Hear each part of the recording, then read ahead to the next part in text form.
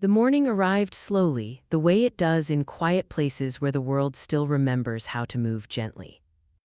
A pale ribbon of light stretched across the horizon, slipping through the thin curtains of a small wooden house that had stood longer than most of the people in town.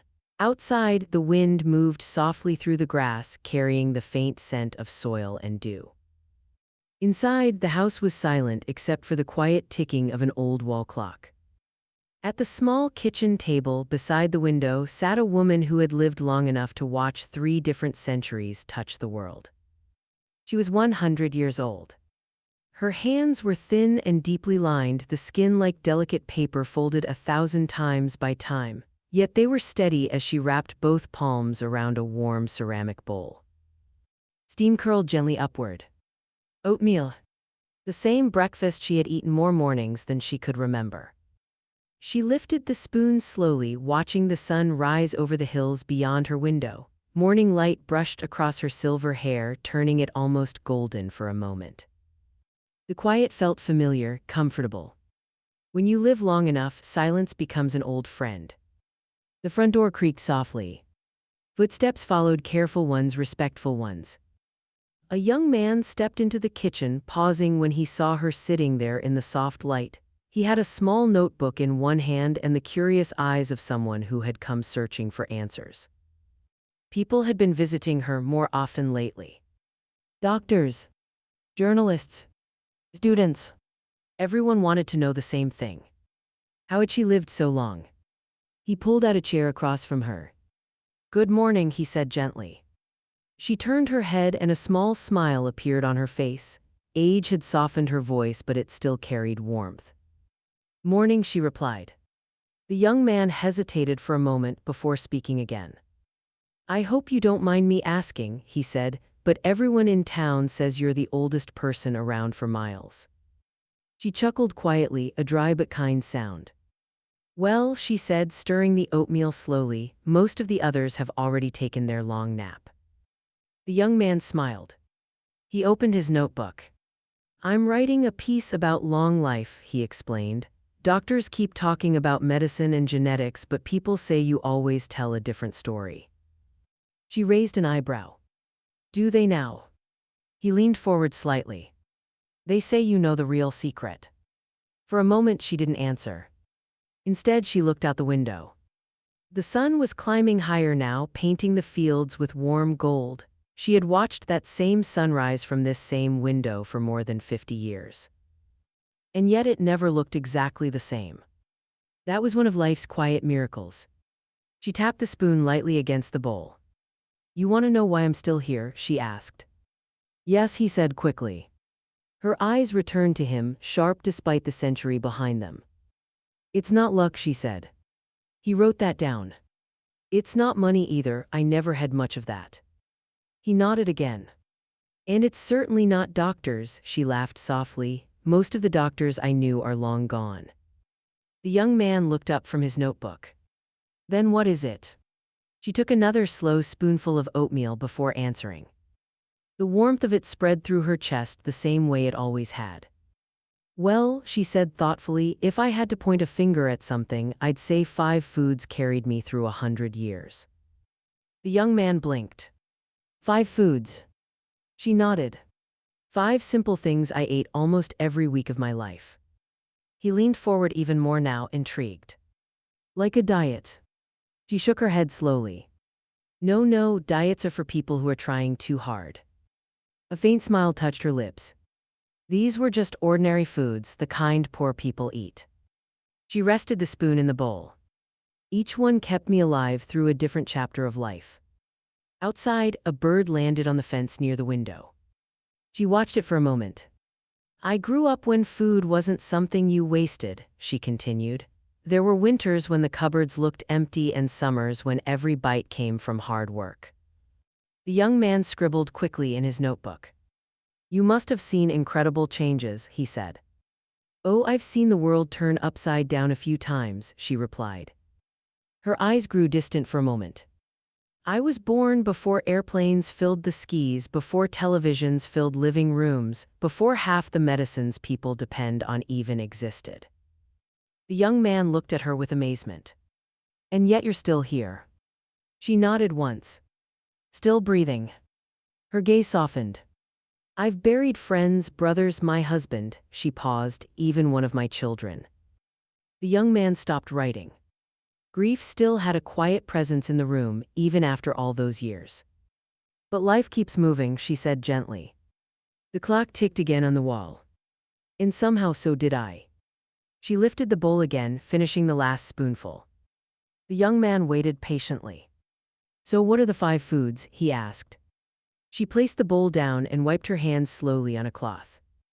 Well, she said, leaning back in her chair, the first one kept me alive when I was a hungry little girl during winters that felt like they would never end. Her eyes drifted to the empty bowl. Oatmeal. The young man glanced at it. This, he asked. She nodded. You'd be surprised what a bowl of oats can do for a body that needs strength. The young man wrote the word carefully. Oatmeal. She smiled faintly. My mother used to say, if you can start your day with oats in your belly, you can survive anything. The young man looked up again. And the other 4 foods, he asked. She chuckled softly. Oh, patience, she said. Her eyes sparkled with a quiet mischief that had somehow survived an entire century. 100 years gives you plenty of stories. Outside, the sun had fully risen now. Light poured into the little kitchen, warming the wooden table where the old woman and the curious visitor sat. 5 foods. 5 memories. 5 pieces of a life that had somehow stretched across a full century. And the story had only just begun.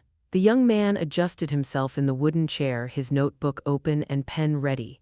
The morning sun had grown brighter now, spilling golden light across the kitchen table. Dust floated lazily in the air, turning slowly like tiny stars. The old woman folded her hands in front of her, her eyes thoughtful. People think living to 100 is some great mystery, she said softly, but most of life's answers are very simple, we just forget to look at the simple things. The young man nodded. So the first food was oatmeal, he said. What came next? A small smile appeared on her face, the kind that only comes when memory begins to open its old doors. Well, she said slowly, the second food kept me strong when life started demanding real work. Beans, the food of strength. Her eyes drifted to the window again, but she was no longer seeing the quiet field outside.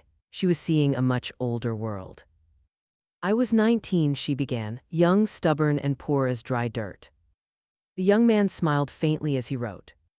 In those days, work wasn't optional, she continued. If you wanted to eat, you worked, simple as that. She remembered long days under the sun. Fields stretching endlessly across the land, hands blistered from tools, sweat soaking through cotton shirts, people who were tired but determined to keep going. And every evening, she said, there was one thing waiting for us. Beans. She nodded. Big iron pots full of them. She could almost smell them again, slow cooked with onions and a little salt, bubbling gently over open fires. There were times when beans were the only thing we had, she said, but they filled the belly and gave strength to the bones. The young man wrote quickly. Protein, he murmured. She laughed. We didn't call it protein back then, she said, we just called it supper. She leaned back slightly. Beans fed farmers, miners, railroad workers, people whose bodies had to move mountains every day. And they kept you strong, the young man asked. They kept all of us strong, she replied. Her voice softened. And more than that, they fed community. She remembered workers sitting together in the fading evening light, passing bread, laughing, sharing stories. Hard lives, but full tables. When people eat together, she said quietly, they carry each other through the hard days. The young man paused before writing that sentence down. Olive oil, the quiet healer. So beans were the second, he said. What was the third? Her smile grew gentler. That came later, she said, when life slowed down enough for me to start paying attention to how food actually treats the body. She folded her hands again. I must have been around 40 when I first learned the value of olive oil. The young man looked up with curiosity. From a doctor. She shook her head. No, she said with a warm chuckle, from an old neighbor who cooked better than any doctor ever healed. She described the woman clearly. A widow who had moved from across the ocean many years earlier, bringing recipes and traditions with her. She cooked everything with olive oil, the old woman said. Vegetables, bread, fish, even simple soups. At first it seemed strange. Butter had always been the common cooking fat. But over time she noticed something. That woman stayed healthy well into her 90s, she said. No swollen joints. No heavy illnesses. Just steady strength.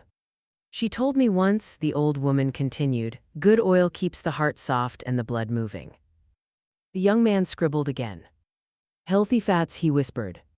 She smiled at his modern words. To us, she said, it was simply good cooking. She began using olive oil more often. Drizzling it over vegetables. Cooking with it instead of heavy fats. And little by little, she said, my body felt lighter, stronger. Olive oil became a quiet habit that followed her through the decades. A small golden ingredient with quiet power. Fish, the food of a clear mind. The young man flipped to the next page in his notebook. And the fourth food, he asked. The old woman's eyes sparkled slightly. Fish, she said. He raised his eyebrows. Fish. Yes. Her voice carried a calm warmth now. That one came later in life, when the noise of the world began to fade. She described afternoons by the water. Her husband sitting beside her with a fishing line resting quietly in the lake. The world moving slower. Birds calling across the surface of the water. No rushing. No noise. Just patience. We didn't fish for sport, she said, we fished for supper. Fresh fish grilled lightly. Sometimes baked with herbs. Sometimes simply pan-cooked with olive oil. Fish is gentle food, she explained, easy on the body but strong for the brain. The young man nodded. Omega-3, he said. She laughed again. You and your fancy words. But she admitted something interesting. I noticed something about the people who ate fish often, she said. What, he asked. They stayed sharp. Clear thinking. Good memory. Less sickness of the mind that sometimes came with old age. So fish stayed on my table, she said. And perhaps, she thought quietly, it helped her mind stay awake even now at 100 years old. Fresh fruit, the sweetness of life. The young man leaned forward eagerly. That's four, he said, what's the last one? Her expression softened more than before. The last one, she said gently, is the sweetest. She looked again toward the sunlight pouring through the window. Fruit. The young man smiled. Simple enough. Yes, she said, but simple things often carry the greatest gifts. She remembered orchards heavy with apples. Summer gardens overflowing with berries. Peaches warm from the sun. When you live long enough, she said quietly, you learn life has bitter seasons. Hard years. Loss. Loneliness. But fruit reminded her that sweetness always returns. She would sit outside in the evenings, a bowl of fresh fruit in her lap, watching run across the yard. Their laughter filling the warm air. Fruit became a small daily celebration. A reminder that life, despite everything, still offered sweetness. It fed the body, she said. But it also fed something deeper. Hope. The young man closed his notebook slowly. So those are the 5 foods, he said. Oatmeal. Beans. Olive oil. Fish. Fruit. She nodded. Yes. He looked at her carefully. And that's the secret to living 100 years. The old woman leaned back in her chair, her eyes thoughtful again. A small smile touched her lips. Well, she said softly, those foods helped build the body that carried me this far. She paused for a moment. But the real secret. Her voice trailed off as sunlight filled the room. Is something most people forget. The young man waited. And the story was not finished yet. For a moment, the small kitchen became very quiet. The young man's notebook rested open on the table, the 5 foods written clearly across the page. Sunlight had filled the room now, warming the wooden floor and climbing slowly up the old walls.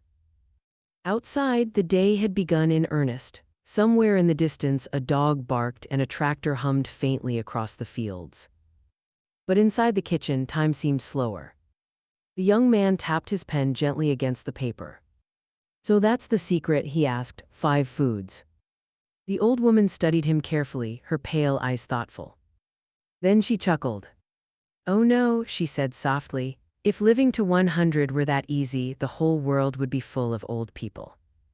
The young man looked up again. "Then what is it?" She folded her hands together, the thin veins on the back of her fingers catching the sunlight. "The foods helped," she said. "They kept my body strong, they kept sickness away more times than I can count." She gestured lightly toward the empty oatmeal bowl. "But food alone doesn't build a long life." The young man waited, sensing something deeper coming. The old woman leaned back in her chair and let her eyes wander around the small kitchen. Every corner of the room held pieces of a century. The worn wooden cabinets her husband had built with his own hands. The old clock that had ticked through decades of birthdays, storms, laughter, and grief. The window that had shown her 1,000 mornings. "I've watched many people come and go," she said quietly. "People stronger than me. People richer than me. People who had better doctors." She paused. "And yet many of them left this world long before I did." The young man frowned slightly. "Why?" She smiled gently. "Because they lived too fast." He blinked. "Too fast?" "Yes." She leaned forward slightly now, her voice steady and calm. "They chase things that burn the body down." "What things?" he asked. "Stress, anger, greed, worry." Her words were simple, but they carried weight. "I saw men destroy themselves chasing money they never had time to enjoy. I saw others drink their health away. Some filled their plates too much, and their hearts grew tired from carrying the weight." The young man scribbled quickly. "But you did?" he asked. She shook her head. "I tried not to. Life gave me hard seasons too," she admitted, "but I learned something early."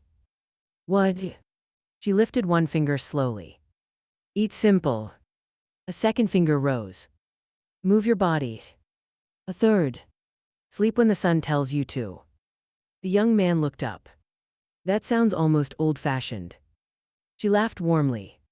"Well, of course it is," she said. "I'm 100 years old." They both smiled. But then her expression softened again. "There's one more thing," she said quietly. The young man leaned closer. "What is it?" She glanced toward the yard outside. The wind moved gently through the grass again. "I never ate alone if I could help it." He paused. "What do you mean?" "Meals are meant to be shared," she said. She told him about long tables filled with family. About neighbors stopping by unexpectedly and staying for supper. About laughter echoing through kitchens late into the night. "When people sit together and eat, something special happens," she said. The young man wrote slowly now. "What happens? We remember we're not alone." Her voice carried a quiet wisdom that only time can shape. "You can feed a body with food," she continued. "But you feed a soul with company." The young man stopped writing for a moment. That sentence hung in the air like something sacred. The old woman leaned back again, her chair creaking softly. "You see," she said, "those 5 foods were only part of the story. The real secret was the life around them." She began counting slowly again. Oatmeal in the mornings before a long day's work. Beans shared with tired workers after sunset. Olive oil in meals cooked with care. Fish caught during peaceful afternoons by the lake. Fruit eaten under trees while laughed nearby. The young man looked down at his notes. Suddenly the foods felt different. They were not just ingredients. They were memories. Pieces of a life lived slowly and fully. "So it wasn't just what you ate," he said quietly. She nodded. "It was how I lived." Silence settled in the room again. The clock ticked steadily on the wall. The young man closed his notebook slowly. "I think people expect a miracle answer," he said. The old woman smiled. "People often miss the truth because it looks too ordinary." She reached for the oatmeal bowl again, running a finger lightly along its rim. "I never tried to live to 100, she admitted.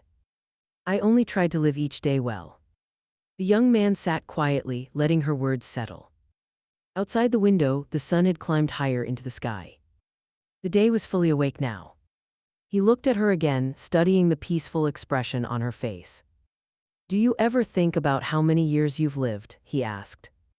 She tilted her head slightly. Sometimes. And how does it feel?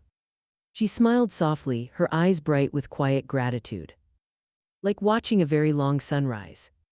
The young man didn't write that down. Some sentences were too beautiful to trap on paper. He stood up slowly from the table. Thank you, he said sincerely. For what? For telling me the truth. She chuckled lightly. Well, she said, if you really want to test the secret. He raised an eyebrow. Yes. She pointed toward the kitchen stove. There's a bag of oats in the cupboard. The young man laughed. You want me to start now? She nodded. Every long life begins with breakfast. Outside, the wind carried the warmth of a new morning across the quiet countryside. Inside the small kitchen, a woman who had lived for 100 years watched the sunlight spill across the table. And for a moment, the world felt wonderfully simple again.